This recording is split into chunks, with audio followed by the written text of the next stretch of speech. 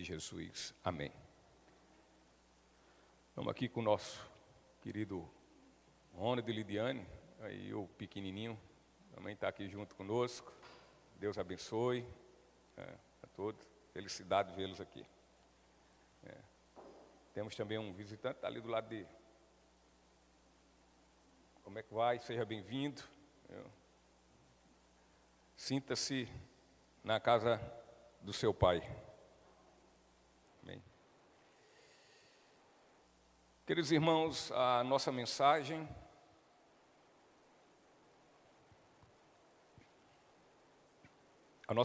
é a verdadeira grandeza entre os cristãos. O texto que iremos ler encontra-se no Evangelho de Mateus, capítulo 20, e iremos ler dos versículos 24 ao 28.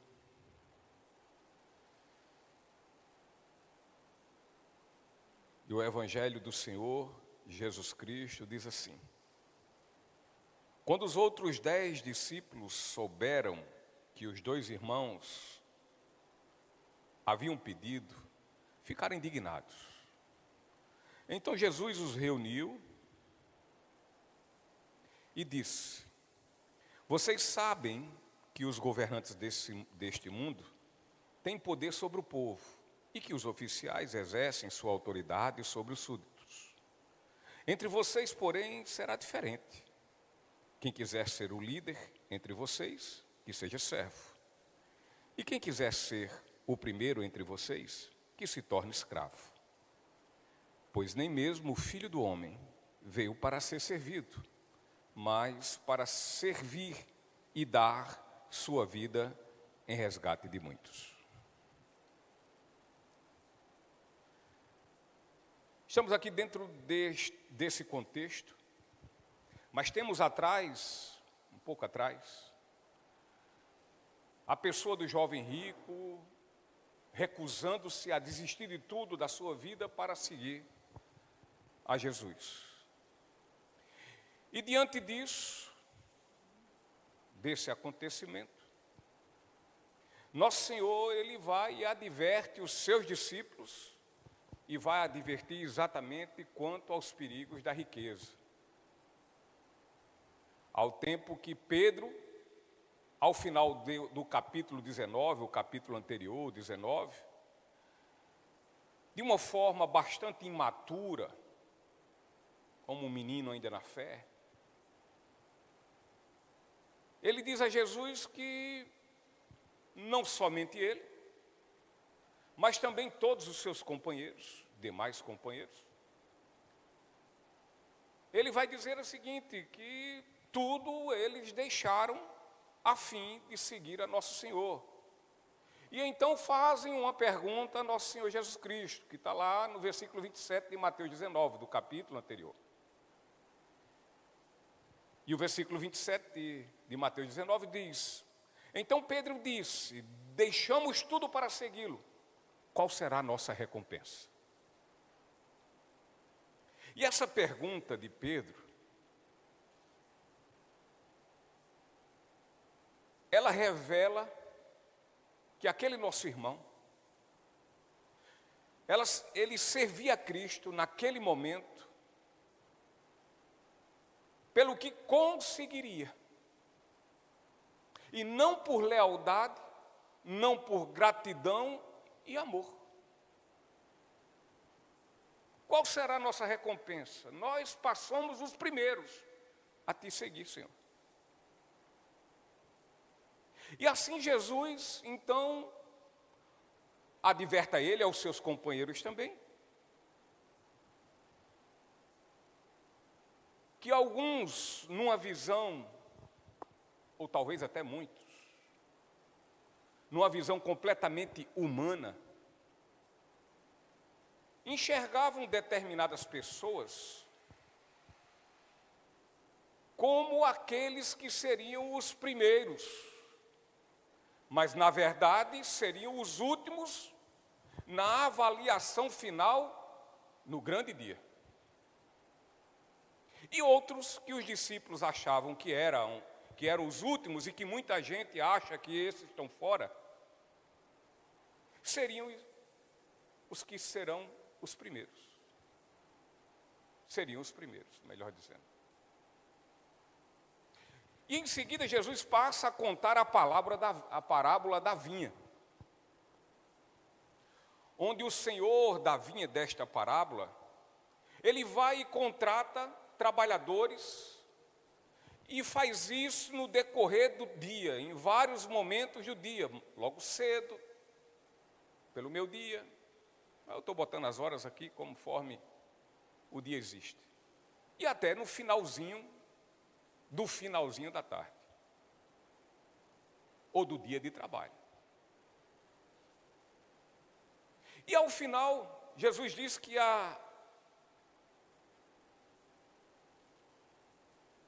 aquele senhor da vinha, Jesus diz que ele recompensou pelo trabalho de cada um desses, independente do começo, de que horas começaram a trabalhar, ele recompensa com o mesmo valor, ele paga com o mesmo valor. E aqui o Senhor quer nos passar como lição principal que Deus, queridos, Ele tem o direito, e direito soberano, de lidar com seus servos da forma que Ele bem desejar, a depender do motivo dos seus servos ali servir. Então a moeda de prata paga aos trabalhadores daquela vinha, fica bem claro aqui que não implica em salvação, não se implica aqui em vida eterna. Até porque a gente já sabe mais do que nunca, né, sobre Efésios 2, 8, 9, que a salvação ela não vem por obras. E nesse caso a pergunta anterior de Pedro, do versículo 27, e o versículo também 10 do capítulo 20, esses dois versículos eles têm toda uma ligação, ao tempo também que neles há uma lição, a lição que Jesus está passando para aqueles homens, assim como hoje está também passando a todos nós. Pois os que foram contratados para a vinha em primeiro, estes entenderam que iriam receber mais que os últimos. E Jesus, Jesus conta que o senhor da vinha, quando ele vai fazer o pagamento, ele chama primeiro os que ele chamou por último. E ali dá uma moeda de prata.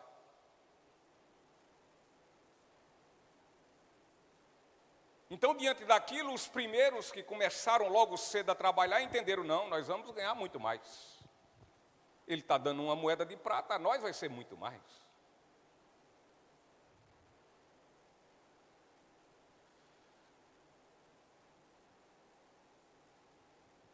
E aqui está exatamente o entendimento infantil e imaturo de Pedro, do nosso irmão Pedro.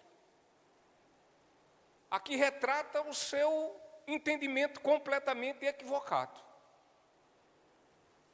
Quando ele olha para Jesus e diz, deixamos tudo para segui-lo, e faz a pergunta, vamos ganhar o que com isso?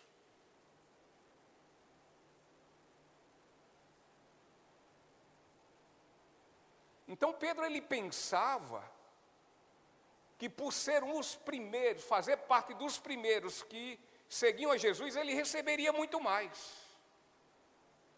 Contudo, Jesus lhe ensinou que Deus tem o direito de fazer o que lhe agrada com seus servos. E aquele que tem motivos errôneos quanto a servi-lo, esse está pecando.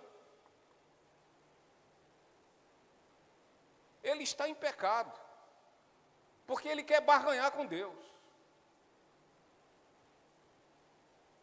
Mateus 20, versículo 14 e 15,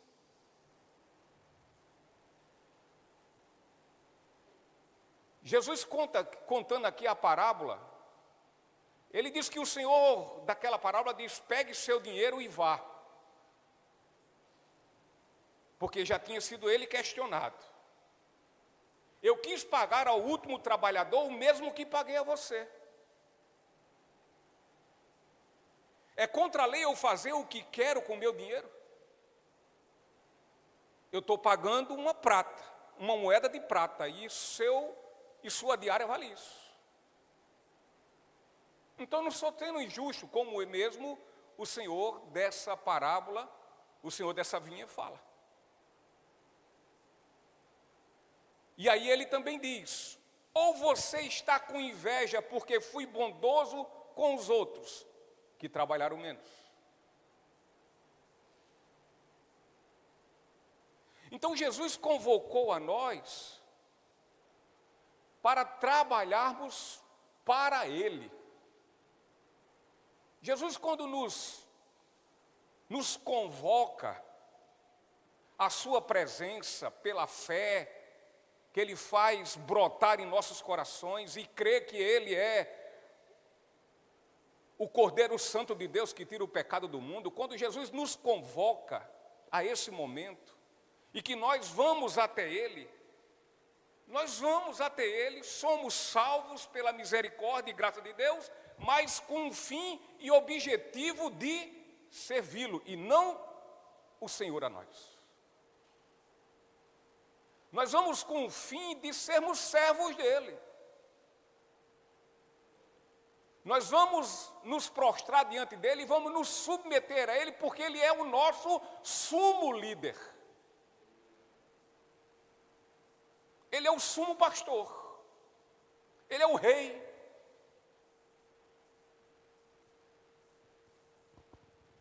Então Jesus, Ele nos salvou a fim de que nós não fiquemos por aí à toa, sem fazer nada. O objetivo da nossa salvação não foi para isso, para a gente ficar vivendo aí de frozô. Mas o objetivo de sermos salvos é para servir ao Senhor. O objetivo não é ficar sem fazer absolutamente nada. E até porque há tanto serviço a ser realizado na obra do reino. Tanto que Jesus disse: poucos são os trabalhadores. Poucos. O próprio Senhor da seara. Então, queridos, percebamos nas palavras de nosso Senhor que nós devemos servi-lo, mas servi-lo por amor grato, por lealdade a Ele. Ainda que nós não sejamos esses leais todos, e que não somos. Mas que haja pelo menos dentro do nosso coração essa vontade. Eu vou ser leal. Eita, terminei o dia, não fui. Amanhã eu vou tentar mais. E por aí vai. Então nós vamos servi-lo por amor grato, por lealdade e em hipótese alguma, por interesse naquilo que Ele pode nos recompensar, que Ele pode nos dar. Não é por isso. É verdade que Ele diz: busque em primeiro lugar o reino dos céus, que todas essas demais coisas lhe serão acrescentadas. O quê? O que comer, o que beber e o que vestir.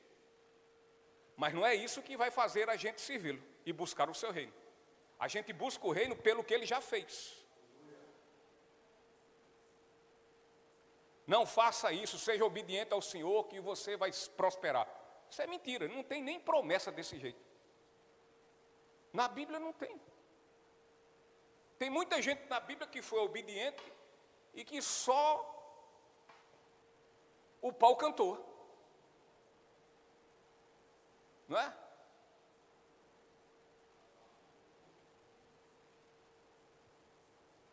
Então quem deve encher nosso coração de motivação é o galardoador e não o galardão.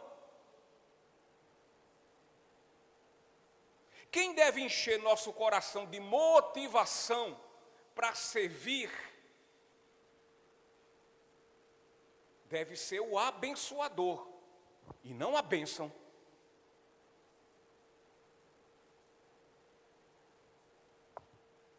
Quem deve ser motivo para nós servirmos, congregarmos, orarmos, lermos a palavra, dedicarmos nossas vidas a Ele, é Cristo, só e somente só. Agora, se Ele for pouco para mim ou para você, é sinal que a gente não entendeu nada desse Evangelho, e nem o que Ele fez por nós. Se isso é pouco, se Cristo é pouco, então nós não entendemos nada sobre a graça de Deus que tanto falamos. Nada.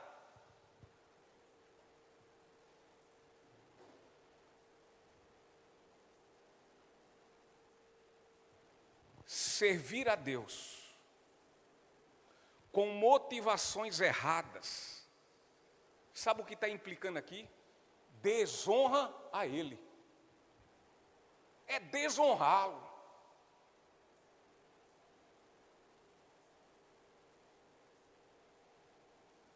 E ao tempo que a gente desonra o Senhor, a gente perde a bênção. Nós mesmos tiramos a bênção. Sendo assim, meus irmãos, em tudo o que façamos, em tudo, seja a glória do nome do Senhor a nossa motivação. Pois o amamos com amor grato ou não, amém? É com amor grato que nós o amamos? Ou temos Ele como moeda de troca? Como se Ele necessitasse de nós? Como se Ele fosse precisado. Não me abandone não, Stephanie. Por favor, minha filhinha, não me deixe só. Não, por favor, não faça isso comigo, Gabriel. Não. Ele não precisa de nós, nós é que precisamos dele.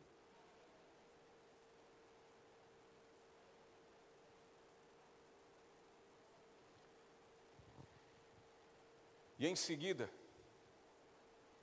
Jesus então alerta mais uma vez sobre seu enfrentamento na cruz. Salvo engano, aqui é a terceira vez que ele está alertando sobre esse dia. E a intenção é alertar os seus discípulos que isso iria trazer fortes consequências para eles, momentos dificílimos. E nesse momento em que ele fala sobre isso, sobre a sua crucificação, sobre o seu momento, sobre o seu martírio, aí entra em cena a mãe de Tiago e de João. E ela vai e se prostra diante dele. Se ajoelha e faz um pedido, agora um pedido egoísta.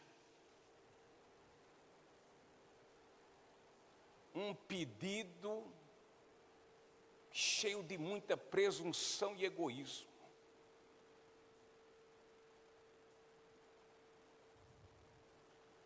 Olha os versículos 20 e 21.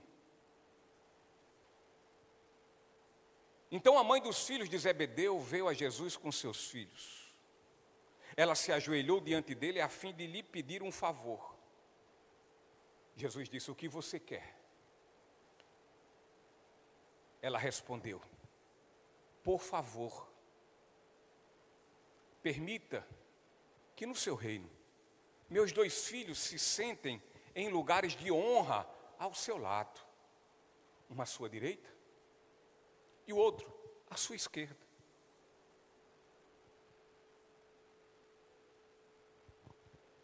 É impressionante como nós, que já foi nos apresentado inúmeras vezes o Evangelho, e nós somos lentos para aprender. a sua essência, a mensagem da cruz. Há uma lentidão em nós nisso. Por mais que isso seja falado, por mais que o Evangelho não seja exposto, mas a gente tem essa lentidão. A mãe de Tiago e de João, muito possivelmente pela sua posição, pelo seu pedido,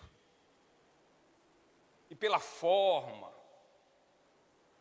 respeitosa, que ela se prostrou diante do Senhor, que se ajoelhou na sua presença. Talvez nós, de uma forma humana, de pensar e de analisar, podemos olhar para a fé daquela mulher e achar que aquela fé é uma fé admirável. Olha, que fé! Olha o pedido dela, pediu para os filhos dela.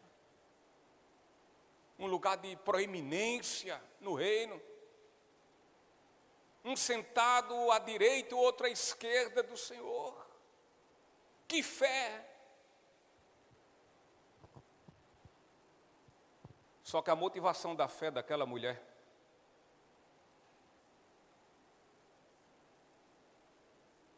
estava completamente errada. E se assim for a motivação da nossa fé, nós estamos completamente equivocados na nossa fé.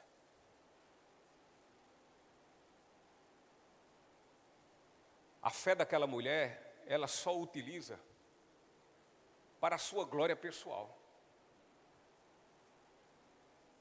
para seu benefício, da sua família, do seu casamento, do seu trabalho e de tantas outras coisas. Ela se ajoelha tão somente para isso, para pedir para si, só e somente só.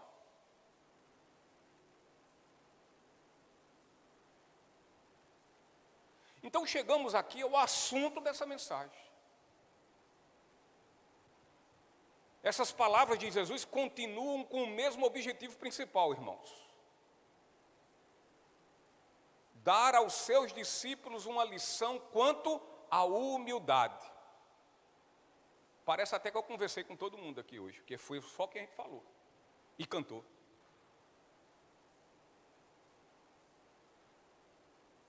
E não falei.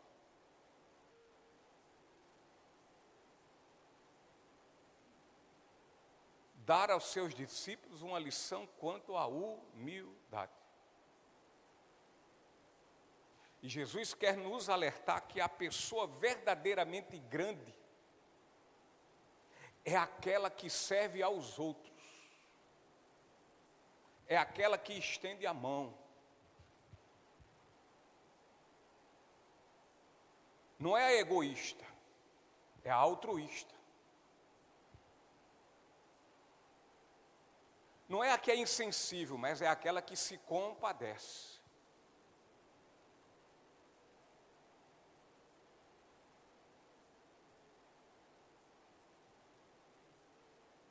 É aquela que exerce misericórdia. E por quê? Porque todo cristão tem que ser misericordioso.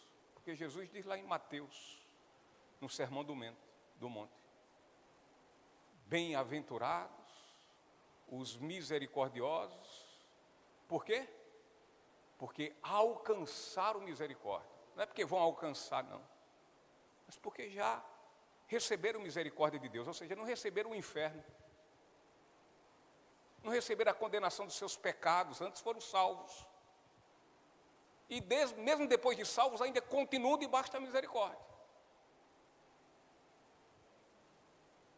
Então Jesus quer nos alertar que a pessoa verdadeiramente grande é aquela que serve aos outros. Afinal, nosso Senhor é o maior e mais perfeito exemplo disso. Aí eu queria aqui dos irmãos só um momentinho para a gente ler Filipenses capítulo 2.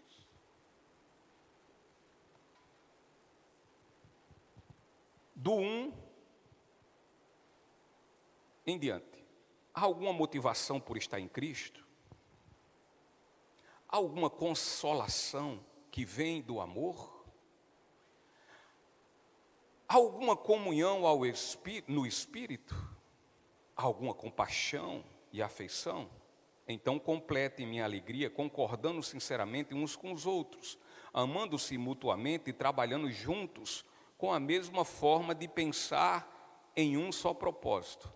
Não sejam egoístas, nem tentem impressionar ninguém. Sejam humildes e considerem os outros mais importantes que vocês.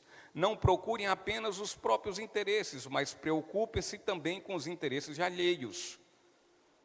Tenham a mesma atitude demonstrada por Cristo Jesus. Embora sendo Deus, a atitude dele.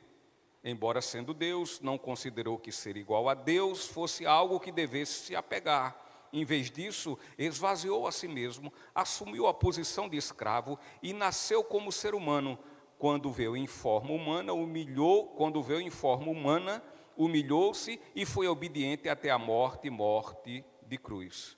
Por isso Deus o elevou ao lugar mais alto, de mais alta honra, e lhe deu o nome que está acima de todos os nomes, para que o nome de Jesus, todo joelho se dobre, nos céus, na terra e debaixo da terra, e toda língua declare que Jesus é Senhor, para a glória de Deus, o Pai.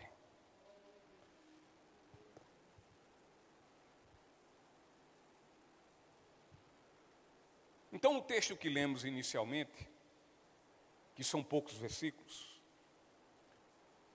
contudo, neles contém lições importantíssimas para todos nós, professos e verdadeiros cristãos. Sendo assim, eu quero juntamente com vocês seguir essas lições. A primeira lição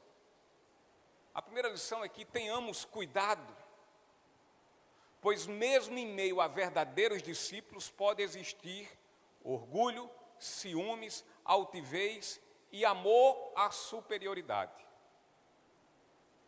amor à proeminência, amor ao reconhecimento de si próprio.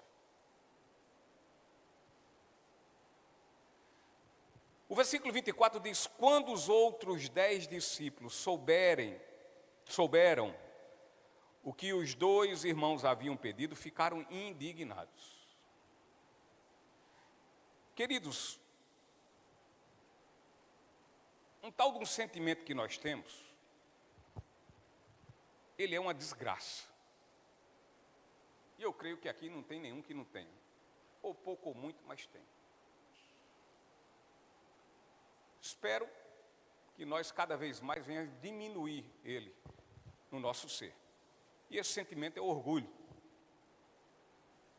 O orgulho, ele traz prejuízos terríveis a nós, seres humanos. E foi o orgulho que levou exatamente os anjos a caírem. E sabe por quê? Porque mediante seu orgulho, sua presunção, eles não se limitaram à submissão da autoridade que receberam. Não diferente foi também o orgulho que seduziu a Adão e a Eva. E eles o que fizeram? Se rebelaram contra Deus. O orgulho levou Adão e Eva ao terrível erro de se acharem o casal mais infeliz do mundo. E que podiam eles, então, ser iguais, ou quem sabe até melhores do que Deus. E o orgulho, ele nos leva a muitos erros, mesmo após a conversão de nossas vidas como povo de Deus, mesmo como cristãos, como crentes. Esse sentimento vai nos levar ao erro, a nos acharmos presunçosos, a nos acharmos o dono de todo o direito, a vivermos a defender as nossas razões e direitos e jamais abrir mão dele. Nunca abrir mão. O que é o contrário do exemplo do Senhor, que ele abriu mão para viver no meio de pecadores terríveis, nojentos, cínicos, miseráveis como nós, nos amar de uma forma tal ao ponto de morrer pelos nossos pecados. Ele abriu mão, como Deus Todo-Poderoso, de ser escarnecido, zombado, vilipendiado, esbufeteado, cuspido, xingado, chamado de diabo, de demônio.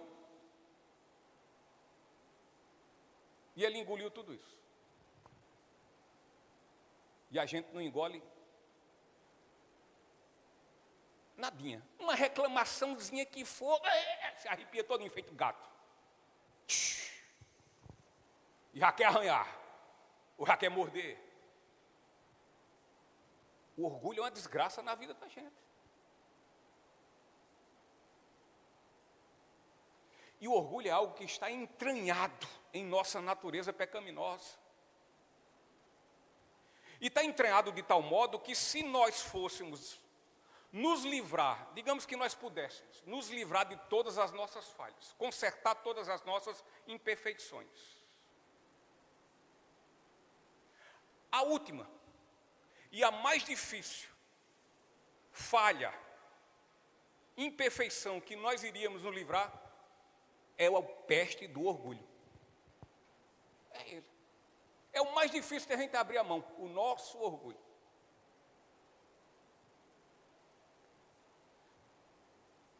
O bispo anglicano Joseph Hall, ele sobre o orgulho, ele disse o seguinte: o orgulho é uma vestimenta mais íntima, da qual nos despimos por último e que vestimos primeiro. Então a primeira lição é essa: tenhamos cuidado, pois mesmo como verdadeiros discípulos cristãos, pode existir em nós sentimentos espúrios, nojentos, fétidos, podres, tal como orgulho, ciúme, altivez e amor à superioridade, a nós nos acharmos. Segunda lição: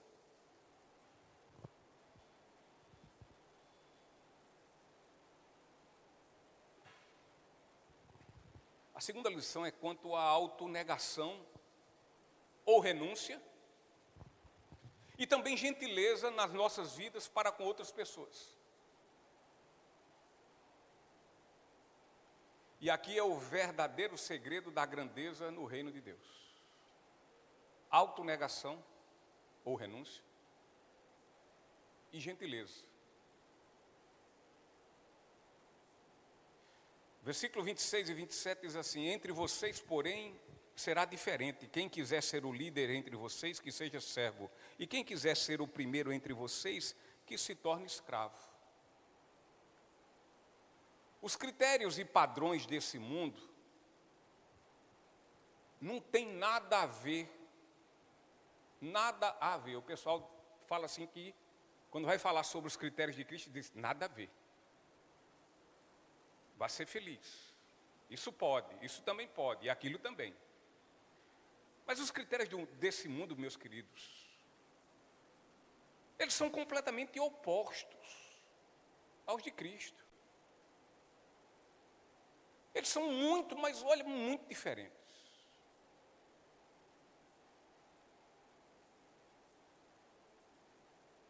Eles andam em caminhos opostos, em caminhos inversos.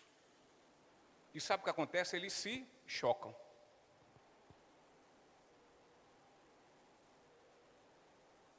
Portanto, muitas vezes nós começarmos a admitirmos coisas que Deus não admite, a gente começa a entrar na questão daquele libertino que diz que a Bíblia tem que ser atualizada, e muitos estão nessa vibe.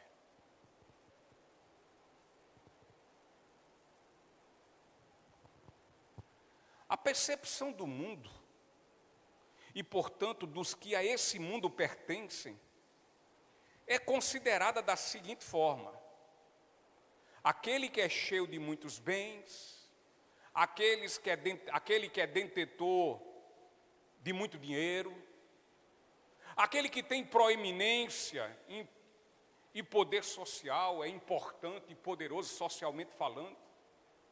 Então segundo os critérios, segundo a percepção do mundo, estes são considerados grandes, poderosos, maiores.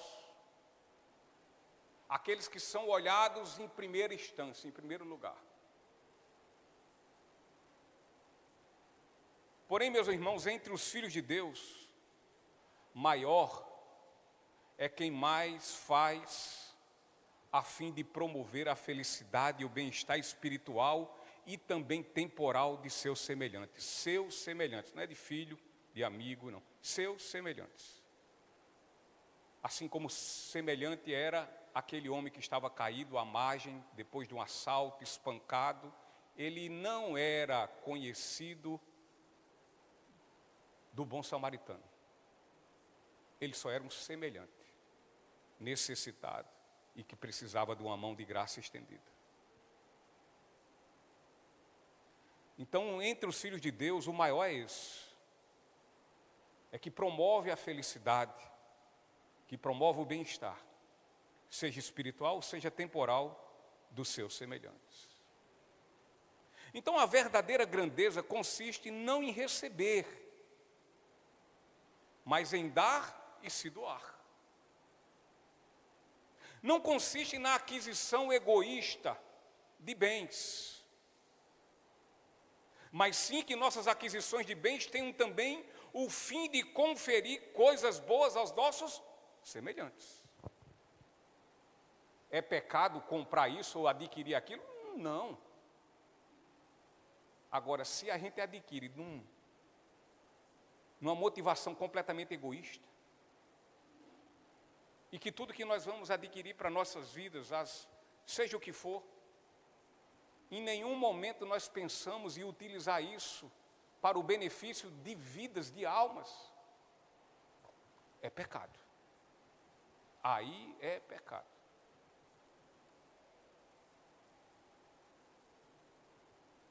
Eu tenho isso, mas só me beneficia. Eu tenho aquilo, mas aquilo só me beneficia. Eu tenho uns trocados ou muito dinheiro, mas os meus trocados e meu muito dinheiro só me beneficia. E mais ninguém. Ser avarento, e no caso da avareza aqui que eu estou falando, é ser medíocre no dar, no contribuir, no falar, é pecado. Eu não estou entrando aqui na questão de dízimo e oferta, não. Estou entrando na questão aqui de você ser solidário, solícito. E não é somente naqueles que te amam. Porque Jesus disse que se só é assim, e quando é, você não está fazendo nada. Nada.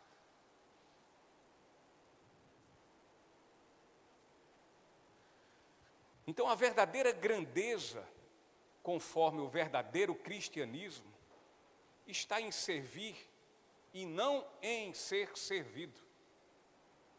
Não está em nós ficarmos esperando, sentadinhos, os outros nos servir.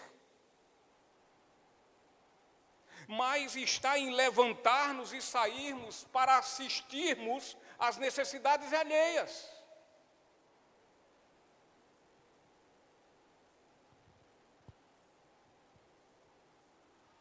Os atos de missionários em campos distantes e sem holofotes são imensamente mais observados e admirados pelos olhos do céu do que o trabalho eficiente de quem procura benefícios para si próprio.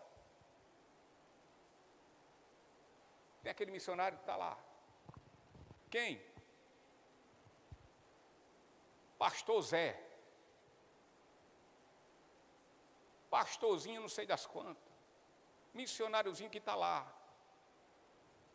suando, dando de si, a fim de beneficiar vidas, almas, e não somente com o evangelho, mas também de forma temporal. Muitos, que muitas vezes não tem nem o cuscuz dentro de casa, mas se tem um pacote, racha com o outro. Esses são bem observados lá de cima. E às vezes a gente pensa que aqueles que são proeminentes, que as redes sociais dão zilhões de curtidas e tudo mais, muitas vezes, na hora do grande dia, não vão ser esses em que o Senhor vai dizer: muito bem, servo bom e fiel. Fosse fiel no pouco, e eu serei fiel contigo no muito. Entra para a alegria do teu Senhor.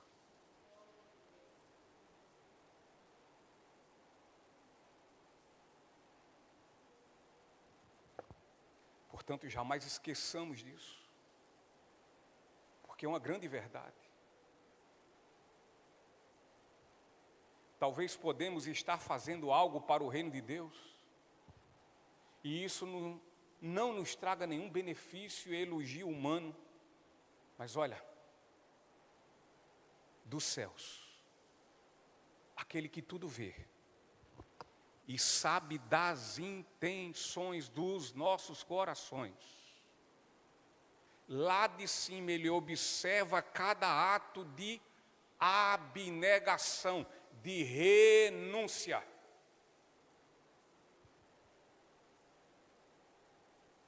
E disso, muitíssimo, ele se alegra. Tenhamos o cuidado de não buscarmos erradamente a falsa grandeza.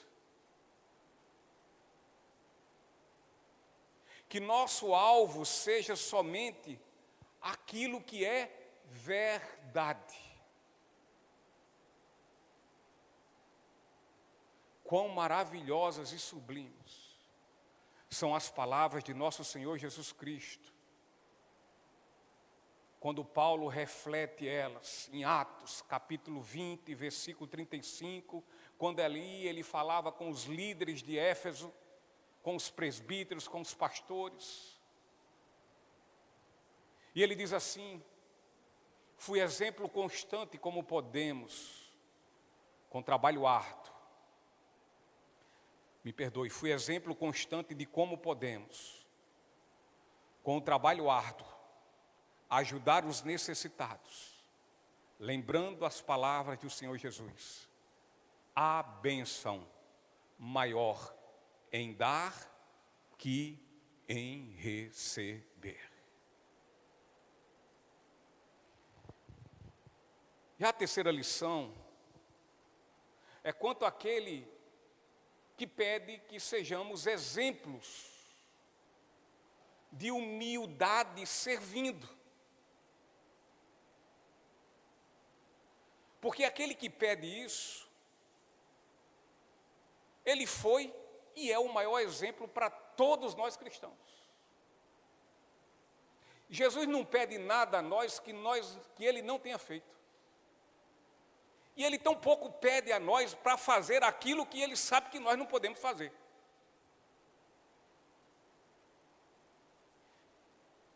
Então o exemplo que ele pede que nós sejamos, de humildade, servindo, é um exemplo, que ele foi o maior exemplo.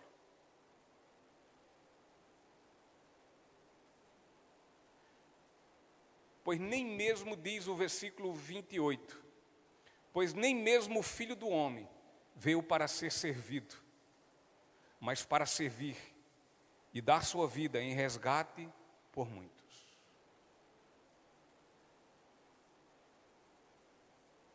Então, meus queridos, assim relata as Escrituras quanto ao servo dos servos.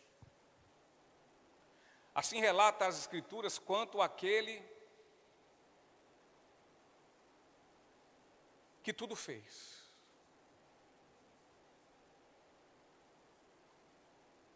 Ao sumo servo. E em tudo Deus tem providenciado ao seu povo, em tudo.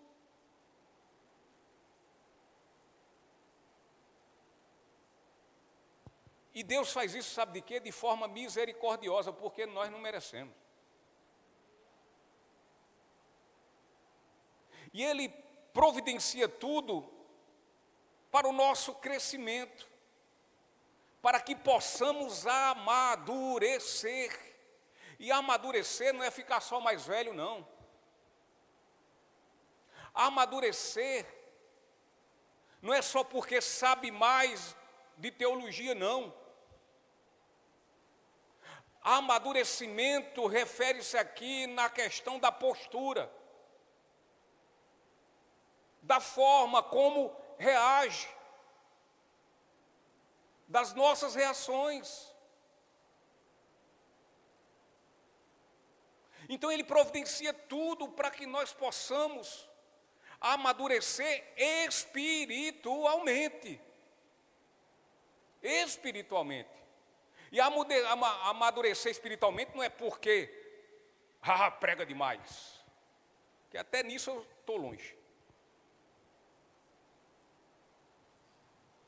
Não é porque canta demais, não é porque toca demais, não é porque ora bem demais, não é porque tem dom de línguas, não é.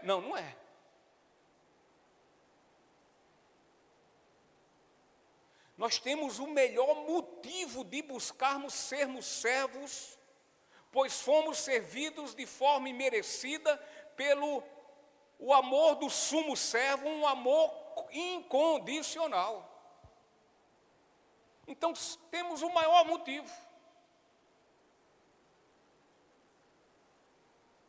Nós somos servidos imerecidamente. O Senhor nos providenciou sua palavra para que pudéssemos ser por ela orientados passo a passo, caminhada a caminhada, dia após dia, ano após ano.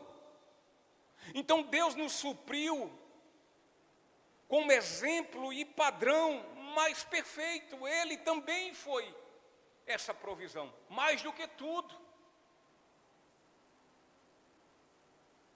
Deus nos supriu, nos proveu o exemplo padrão perfeito que é exemplificado pela vida do seu Filho Jesus.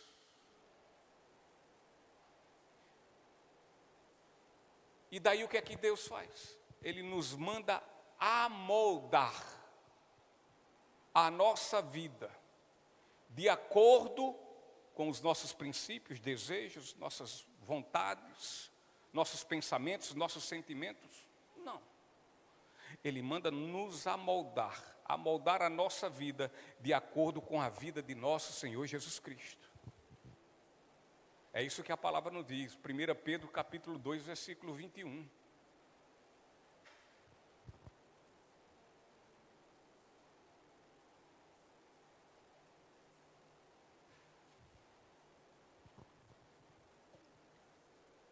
O versículo 21, e diz: porque Deus os chamou para fazerem o bem, mesmo que isso resulte em sofrimento, pois Cristo sofreu por vocês.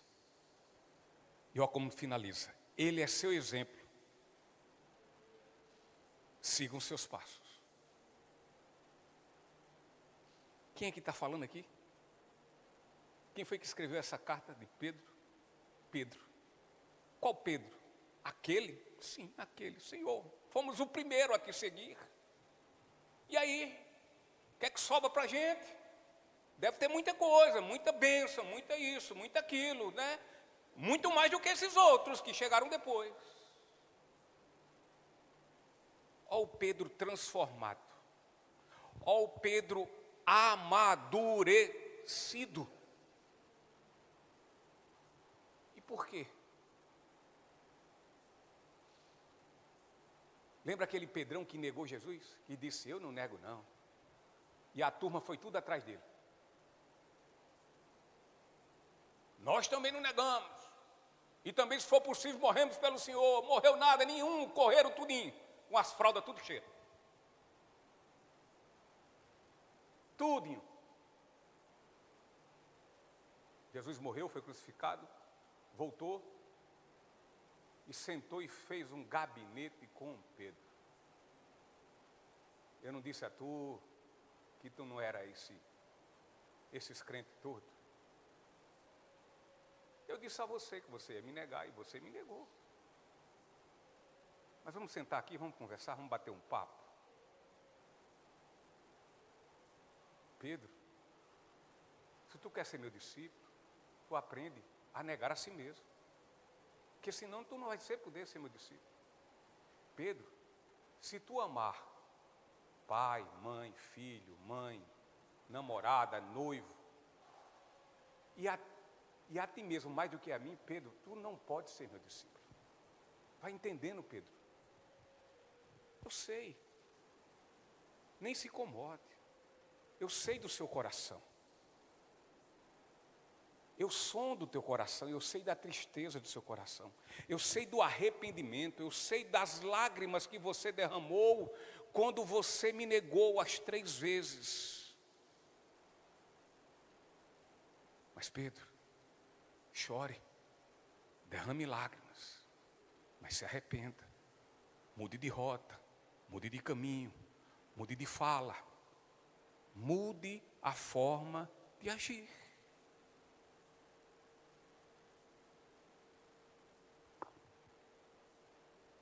Pedro, siga meus passos. Então Deus nos manda caminhar seguindo os passos de Cristo. A vida de Cristo é o modelo segundo o qual devemos nos esforçar por moldar nosso temperamento e nosso caráter. Porque nós, muitas vezes, pelo nosso temperamento, a nossa fala é desprezível.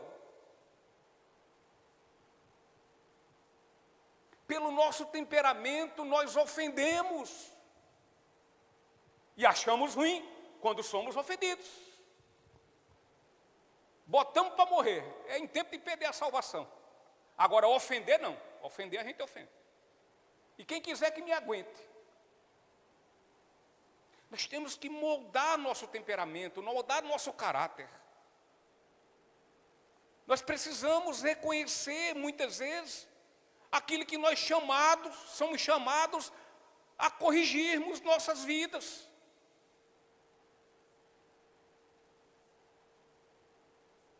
Porque quando não nos submetemos ao líder maior, a Jesus, a Deus, nós vamos nos submeter a homens? Vai não. Se a gente retruca até sua palavra, porque quando retrucamos a palavra de Deus, nós retrucamos o próprio Deus. E quando são homens pecadores, quando nós que estão dizendo, meu irmão, pode ser assim, tem que ser diferente. Vamos baixar o tom. Vamos melhorar nisso. Vamos fazer de outra forma. Nós temos que mudar nossa forma de ser. Ah, eu sou assim, pronto. Não. Você não faz parte daquela música que eu esqueci agora o nome, como é? Gabriela. Eu nasci assim. Eu vivo assim e vou morrer assim. E quem quiser que me aguente. Ou então vá para o inferno.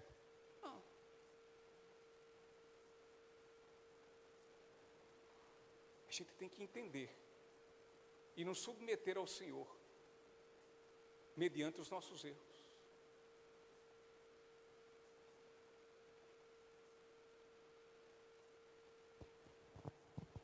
Nossas atitudes devem ser imitações reais de Cristo e não atitudes que imitam esse mundo caído e maligno. Devemos de forma franca e sincera nos perguntar quanto às nossas faltas, quanto às nossas atitudes da seguinte forma: teria meu Salvador e Senhor falado dessa forma como eu falei um dia? Teria meu Salvador e meu Senhor agido dessa forma como eu um dia agi? Teria meu Senhor e meu Salvador ter falado o que eu falei ao meu filho, à minha filha, à minha esposa, ao meu esposo? Se a gente fizesse essa pergunta antes de falar e de fazer, E sabendo nós a resposta para essas perguntas, a gente já estava no céu. E a gente já tinha evitado mais uma multidão de problemas. A gente não estava nem causando, nem sendo causador, não estava nem sendo causador de problemas e nem estava recebendo questões de problemas. Porque tem muitas vezes, sabe o que a gente precisa fazer é... mas eu tenho o direito... Ele diz silêncio.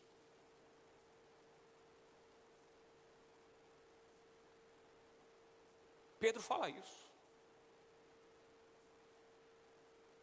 Pedro também, o Pedrão, vê mesmo, estou falando dele. Ele diz, vivam entranhavelmente vocês em amor mútuo. Não pague mal com bem, ou bem com mal. Mal com mal, me perdoe. Mas pague o mal com bem. E ele diz mais assim, porque olha, se você agir dessa forma, ninguém vai pegar e lhe recriminar. Ao contrário, rapaz, tua reação foi assim.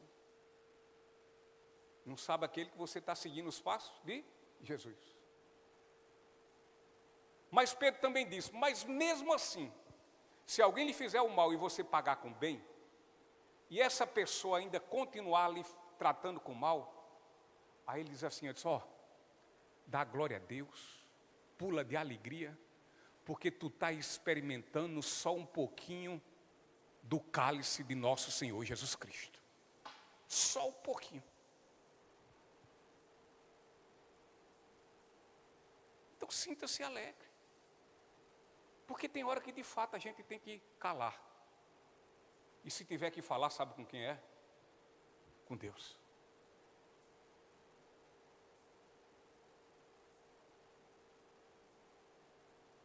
Pastor, o senhor fala isso? É fácil? É não. Porque tem hora que dá vontade de sangrar, morder na jugular. Mas o problema está aí, às vezes a gente morde na jugular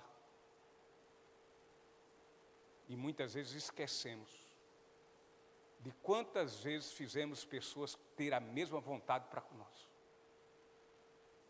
Quantas vezes? Aquilo fez muita raiva a mim. E eu, quantas raivas eu fiz a você?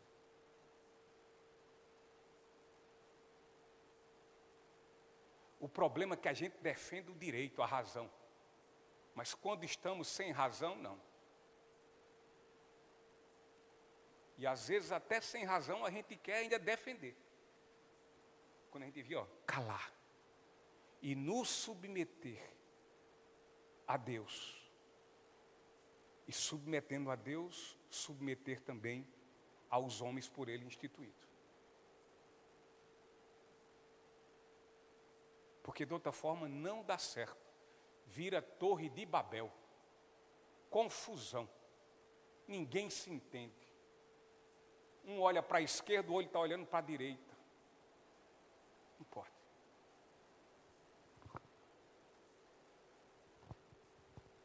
E essas perguntas, se meu Senhor e Salvador falaria ou agiria, são perguntas que deveriam ser feitas rotineiramente em nossas vidas, todos os dias. E essas perguntas deveriam nos envergonhar das nossas presunçosas e orgulhosas falas e atitudes. Mas parece que a gente enche os peitos e diz, eu sou. Não, você não é, e nem eu sou. Nós somos uns vermezinhos de Jacó.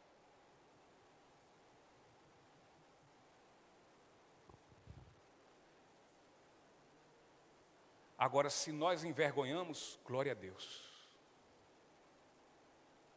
Agora, se envergonhado nós estamos, então temos que mudar também. Mudar a postura. Para quê? Para que Deus seja glorificado. Quão humilhadora é, queridos, para nós, essa verdade. ou pelo menos deveria ser para nós, humilhadora. Porque ela deveria nos levar a um exame sincero de coração. Da mesma forma que nós tratamos coisas de outros com sinceridade, trazemos para nós também. Essa verdade deve nos levar a desembaraçarmos nossas vidas de todo o peso de nossas equivocadas atitudes realizadas por conta do nosso orgulho. Desembaraçar o que está nos embaraçando.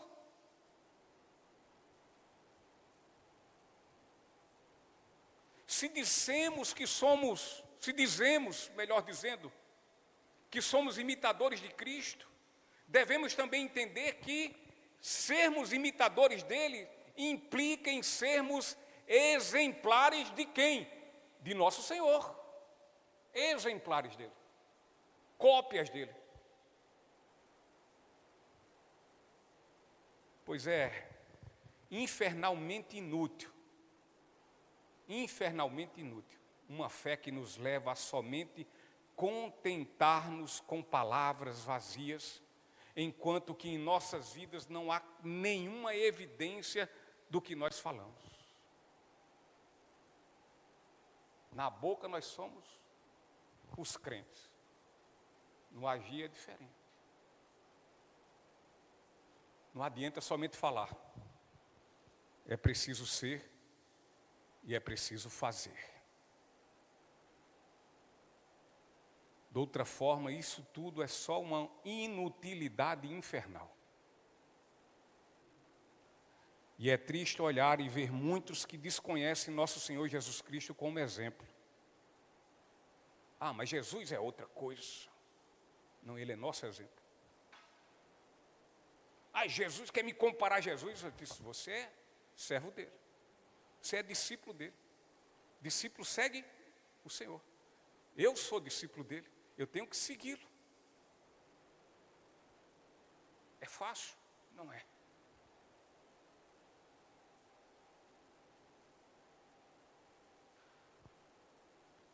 Mas é muito triste ver muitos que desconhecem nosso Senhor Cristo como exemplo para nossas vidas. E é triste porque chegará o dia em que descobrirão que Ele não os conhece como o povo que Ele salvou. Se você talvez pensou na passagem que pode falar isso, fundamentar isso, está lá em Mateus 7, 21, 23. Senhor, Senhor, preguei em Teu nome, orei em Teu nome, expulsei demônios, curei em Teu nome.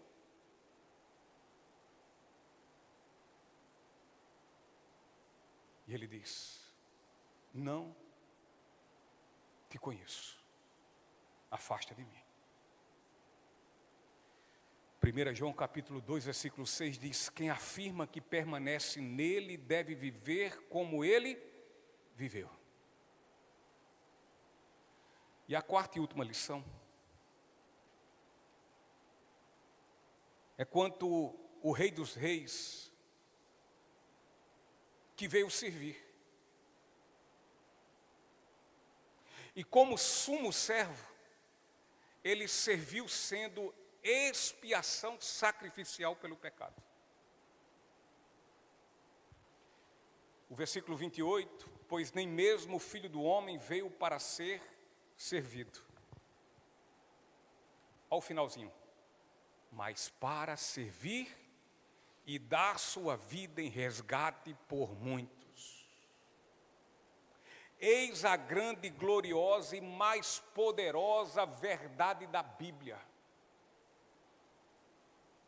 Que jamais, como verdadeiros cristãos, venhamos nos esquecer dessa verdade. Nosso Senhor Jesus Cristo, Ele não morreu apenas como um mártir, como um herói, e mesmo ainda como um grande exemplo de autossacrifício, de autonegação.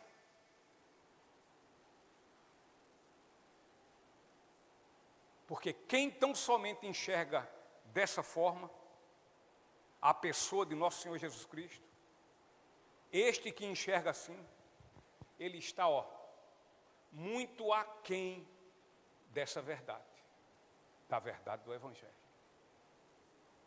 Quem assim olha para Cristo, esse perde o grande fundamento do cristianismo e deixa de receber a bênção desse Evangelho que ele é poderoso para nos conceder. A morte de Cristo é algo que vai além da capacidade humana, meus irmãos. Vai além de um simples raciocínio humano, por mais intelecto que ele seja, por mais inteligente que ele seja, ele não tem condição de assimilar a morte de Cristo, se Cristo não lhe der o entendimento. Não tem. Pois a morte de nosso Senhor Jesus Cristo, essa morte foi o sacrifício único, bastante suficiente pelo pecado do homem. E o homem humano, aquele que não é espiritual, ele diz: que pecado, eu sou bom.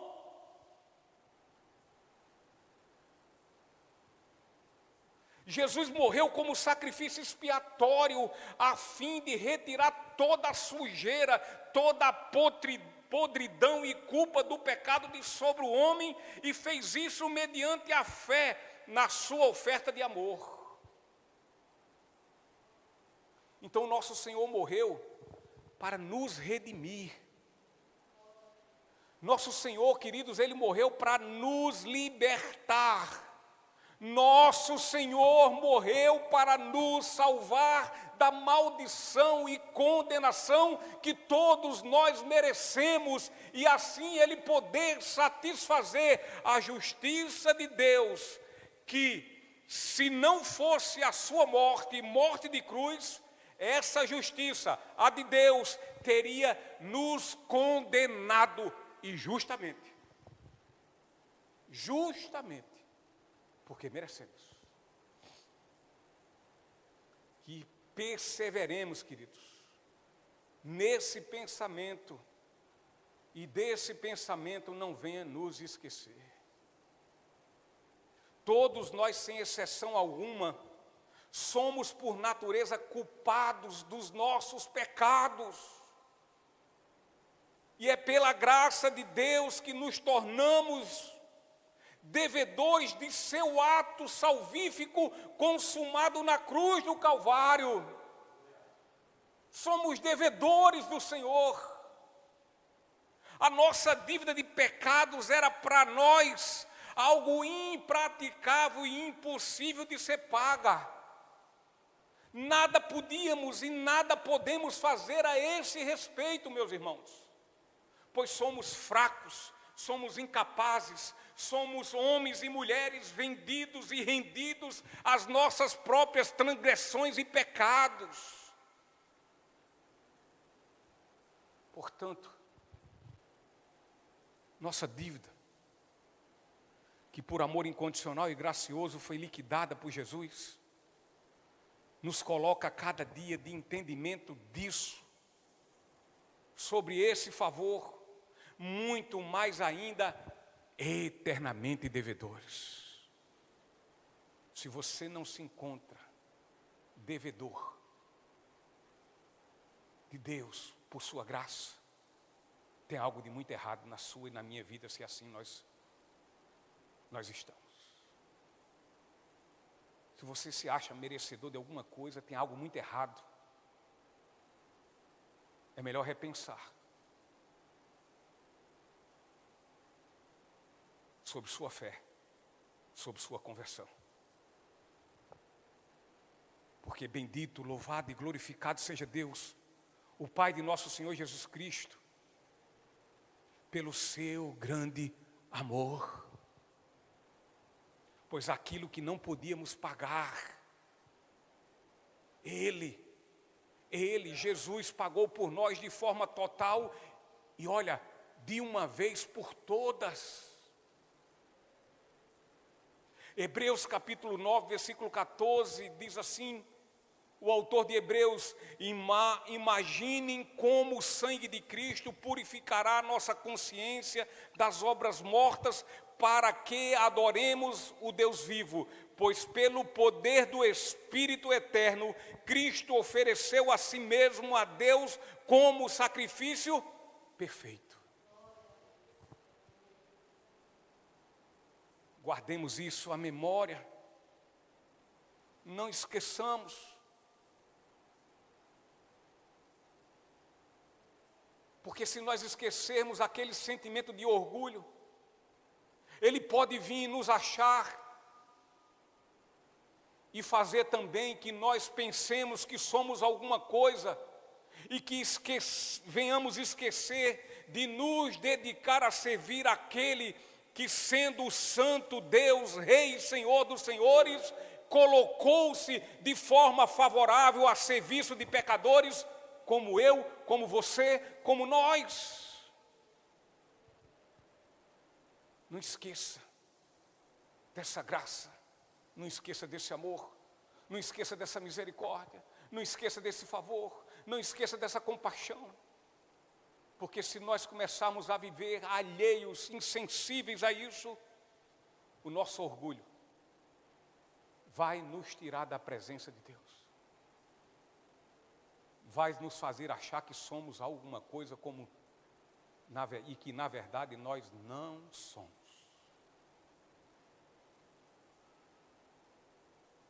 Como diz Pedro em sua primeira carta, capítulo 3, versículo 18.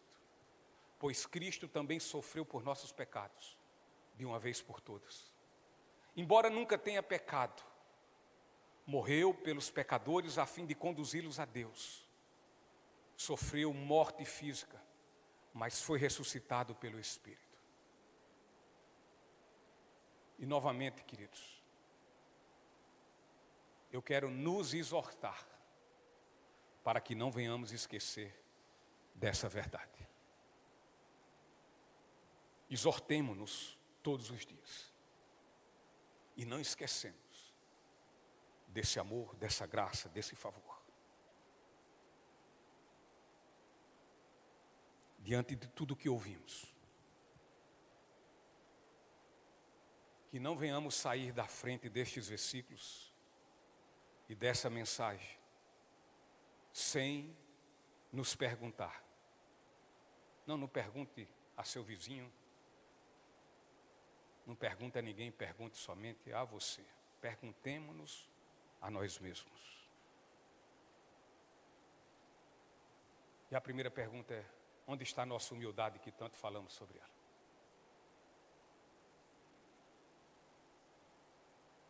A humildade é o princípio. É o primeiro passo à salvação. Ou se humilha diante da grandeza de Deus, da sua santidade, reconhecendo que é pecador e que necessita de salvação. Ou não pode dar o segundo passo. Onde está a nossa humildade?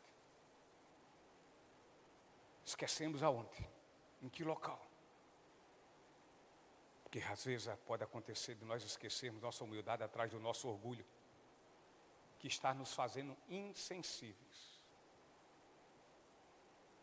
O nosso orgulho muitas vezes nos ludibria, nos engana, ao ponto de fazermos achar que até somos humildes, quando da verdade não temos sido.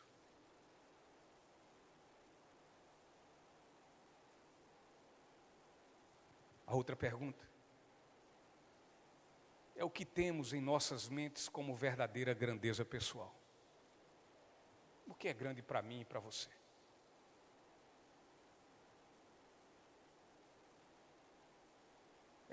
São suas habilidades, seus talentos, seu patrimônio, seus projetos? Qual é a sua grandeza pessoal?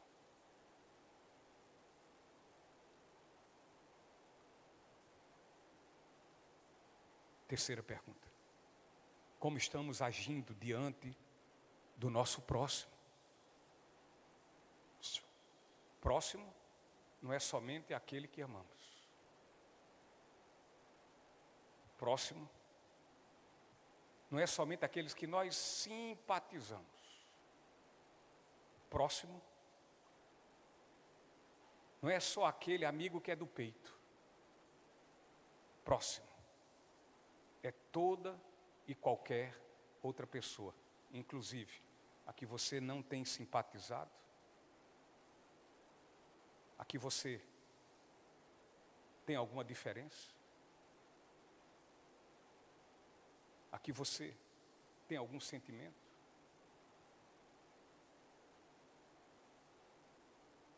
A que você está deixando se corromper pelo sentimento de algum tipo de raiva, de ofensa, de rancor. Ou razoável ou não, se é que esse tipo de sentimento possa se chamar de sentimentos razoáveis. Sabe por que isso faz mal a gente? O que é que fica melhor? Eu chegar, Gabrielzinho Andrade aqui, abraçar Gabrielzinho Andrade com alegria? Ou com o coração apertado? A vontade que eu tenho é matar. Se eu pudesse, ele nem aparecia na minha frente. Isso não faz mal, não. Ficar sentindo uma coisa pela pessoa ruim, para mim faz muito mal. Eu não fico bem, não. A vontade que tem é logo sentar e conversar. E dizer, me perdoa, eu não sei o que foi que eu fiz ainda, mas pode ser que eu tenha feito alguma coisa. E se eu fiz, eu quero saber, eu quero me retratar.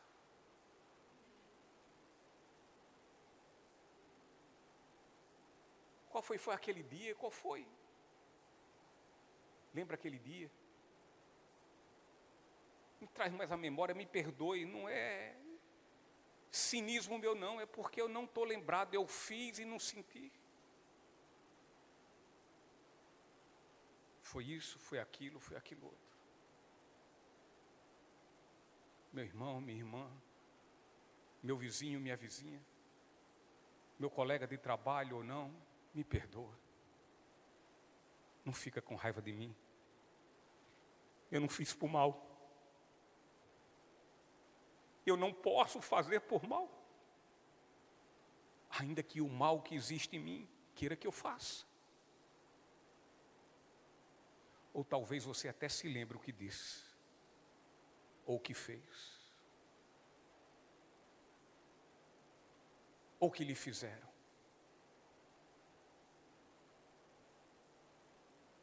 A amargura é um troço muito ruim.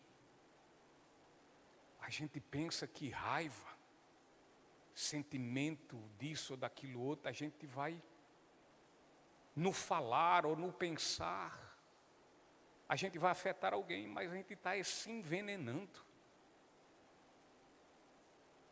Nós estamos nos contaminando com um sentimento em que Deus nos proíbe de termos. Quarta pergunta. Que exemplos estamos dando ao nosso próximo? Qual exemplo?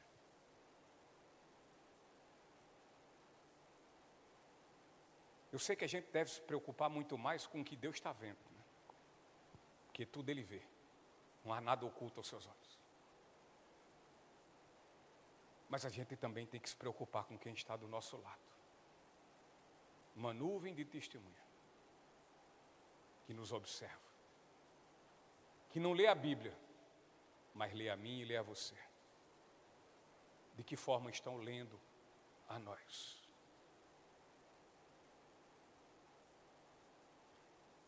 E a outra pergunta é: qual é nossa esperança?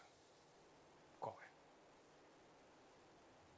Se acaso desejamos a vida eterna, ela depende das respostas que damos a estas perguntas que há pouco fizemos às nossas almas. Não é obra, não.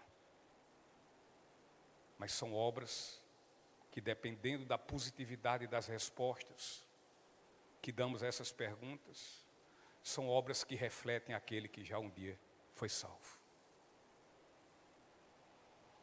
Felizes e abençoadas são as pessoas que são verdadeiramente humildes e por isso se esforçam.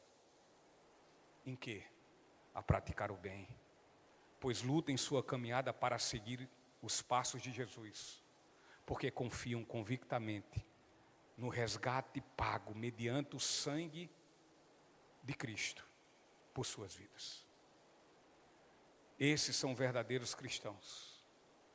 E verdadeiros, por quê?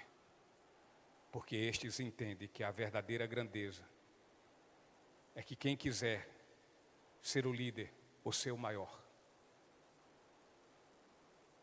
entre vocês, que seja o servo. E quem quiser ser o primeiro entre vocês, que se torne escravo.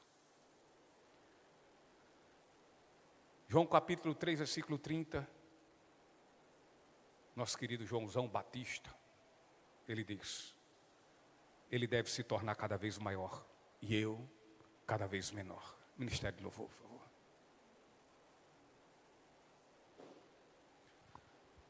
Mas por que devemos ter esse entendimento? Por quê? Nós devemos ter esse entendimento porque antes, nós temos a consciência absoluta que, aí vai o versículo 28, pois nem mesmo o Filho do Homem veio para ser servido, mas para servir e dar sua vida em resgate por muitos. Vou repetir. Pois nem mesmo o Filho do Homem veio para ser servido, mas para servir e dar sua vida em resgate por muitos. Portanto, o verdadeiro cristão, ele tem por certo que a verdadeira grandeza é a humildade. Vou repetir.